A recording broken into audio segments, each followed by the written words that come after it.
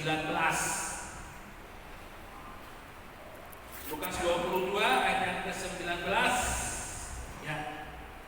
Saya minta Hana untuk membantu membacakan. Hana yang kecil karena tidak ada. Yohanes 22 ayat 19.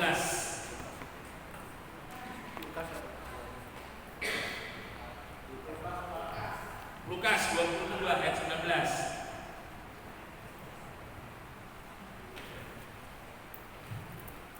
Lukas 22 ayat 19. Lalu ia mengambil roti, mengucap syukur, memecah-mecahkannya dan memberikannya kepada mereka. Katanya, inilah tubuhku yang diserahkan bagi kamu, perbuatlah ini menjadi peringatan akan aku. Ya, inilah tubuhku yang diserahkan bagi kamu, perbuatlah ini menjadi peringatan akan aku. Bapak Ibu yang dikasihi oleh Tuhan, ketika berbicara mengenai salib Tuhan, Tuhan mau bahwa peristiwa itu tidak hanya peristiwa yang kita lupakan, tetapi itu menjadi sebuah peristiwa yang Tuhan mau selalu kita ingat.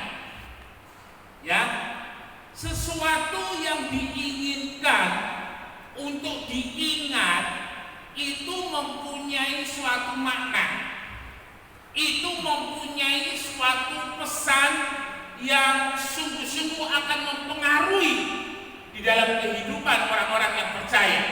Tentunya berkaitan dengan salib Tuhan ini.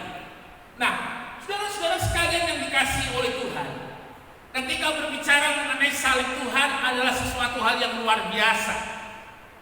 Karena salib itu ketika diperkenalkan, ketika salib itu dipakai sebagai cara Allah untuk menolong manusia, ketika salib itu dipakai oleh Allah sebagai cara untuk menyelamatkan manusia, ternyata bagi orang-orang Yahudi yang pertama kali menerima pernyataan Allah di dalam kehidupannya, salib itu justru menjadi batu sandungan. Ya, mereka tidak bisa terima bahwa untuk menerima anugerah Tuhan, untuk menerima kasih-Nya Tuhan harus melalui salib.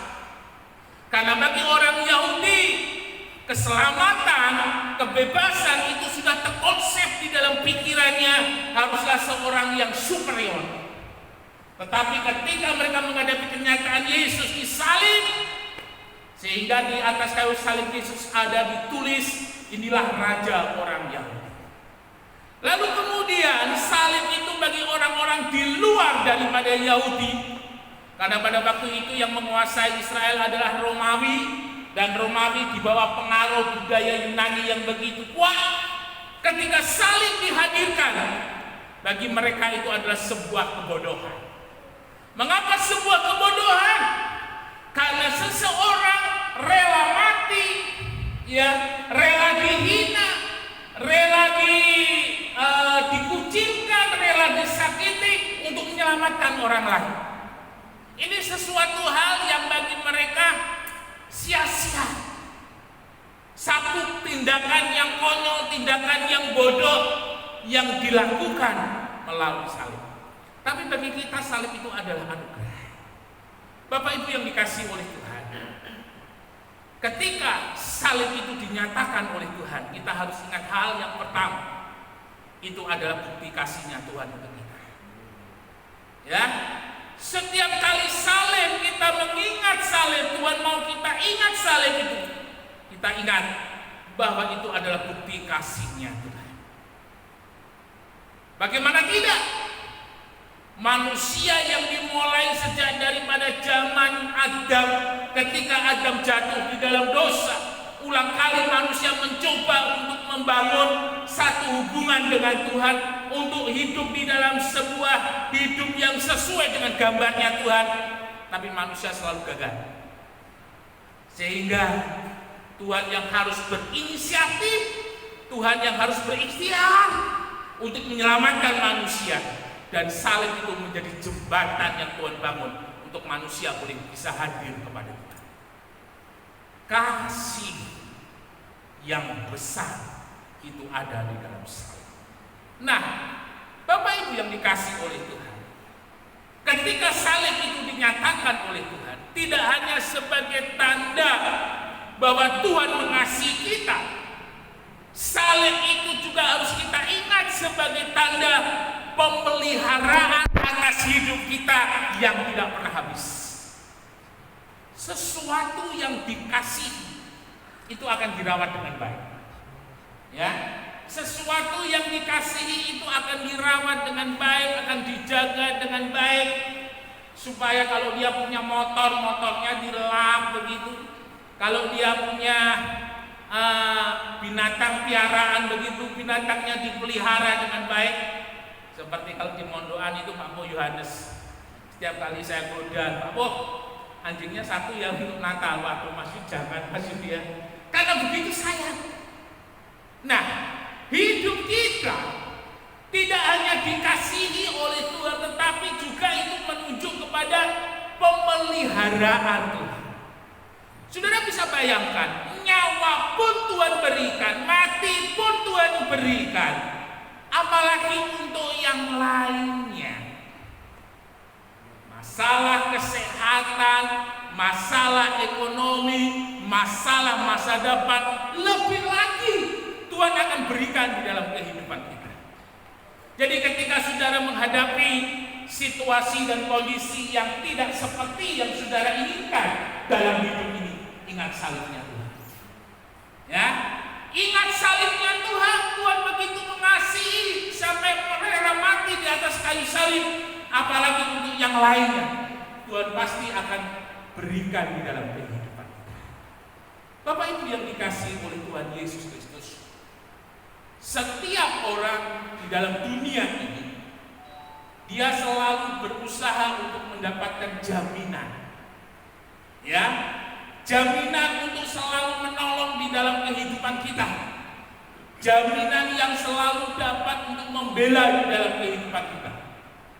Tapi kita lihat yang menjadi jaminan orang-orang di luar daripada Tuhan, mereka tidak dapat menjamin.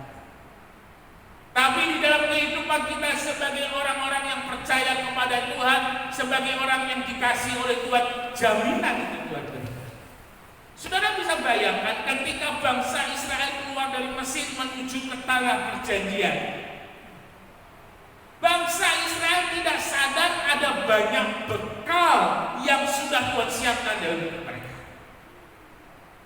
Ya, bagaimana bekal itu? Bekal perlindungan, bekal pertolongan ketika Tuhan nyatakan dengan membelah laut. Bekal memberi makan 2 juta orang. Oh, Musa tidak pernah pikir ketika keluar dari Mesir 2 juta orang itu mau diberi makan apa. Musa tidak pernah mikir. Bangsa Israel juga tidak pernah mikir. Ayo rame-rame senang-senang begitu. Ya, tapi ketika pada saatnya bakul mereka kosong, lumbung yang mereka bawa berjalan itu kosong, dan mereka ingat, wah, kita tidak bisa makan. Tapi mereka lupa kalau Tuhan yang ngajak, Tuhan yang bertanggung jawab. Kalau Tuhan yang ngajak, Tuhan yang memelihara. Kalau Tuhan yang mengasihi, Tuhan yang menjamin. 2 juta orang selama kurang lebih 40 tahun makan mana yang selalu baru tiap pagi, makan mana yang memenuhi kebutuhan nutrisi, kebutuhan protein selama bangsa Israel keluar dari Mesir menuju ke tanah perjanjian. Mereka dipelihara. Ya, kadang di dalam kehidupan kita diizinkan oleh Tuhan menghadapi situasi dan kondisi yang sulit. Ingat, Tuhan mengasihi kita dan Tuhan sudah menyiapkan apa yang menjadi kebutuhan kita sebelum kita minta. Sebelum kita meminta, Tuhan sudah menyiapkan. Ya, tapi yang Tuhan mau adalah setiap hidup orang percaya ingat salib. Ingat salibnya Tuhan berarti ingat kasihnya Tuhan. Ingat kasihnya Tuhan berarti ingat jaminannya Tuhan, ingat pertolongannya Tuhan. Yang ketiga, ketika ingat salib Tuhan, Perhatikan dengan baik-baik, Bapak, Ibu, Saudara, jaminan keselamatan menjadi milik kita. Ketika Petrus harus menghadapi pengadilan Roma, ketika Petrus sedang dijatuhi hukuman mati, Petrus tidak takut. Stefanus ketika hendak dirajam batu, tempatnya itu seperti lembah, ya, dan tempat itu di luar daripada tembok Yerusalem, dan itu diyakini tempat Stefanus dilempar. Stefanus tidak takut, Stefanus tidak gentar. Justru Stefanus katakan, aku melihat langit terbuka, aku melihat Yesus dulu di sebelah kanan Allah Bapa. Setiap hidup orang percaya, ingat baik-baik, ingat salibnya Tuhan. Artinya apa? Jaminan keselamatan itu sudah Tuhan berikan. Jaminan hidup yang kekal itu sudah Tuhan berikan. Kematian adalah pintu untuk menuju kepada kehidupan yang kekal bagi orang percaya. Jadi kematian itu bukan akhir dari segalanya dari kehidupan orang percaya, tetapi kematian itu sebagai pintu masuk untuk menikmati hidup yang kekal bersama-sama dengan Dia. Sore hari ini, ingat salib Tuhan. Ya, apapun yang saudara hadapi, ingat salibnya Tuhan. Tuhan begitu mengasihi dalam hidup kita. Tuhan juga menjamin, memelihara di dalam kehidupan kita. Tidak untuk di dunia ini saja, tapi ketika mata kita tertutup, jiwa terlepas dari tubuh, kita menikmati hidup yang kekal sampai selama-lamanya. Immanuel, Tuhan Yesus memberkati.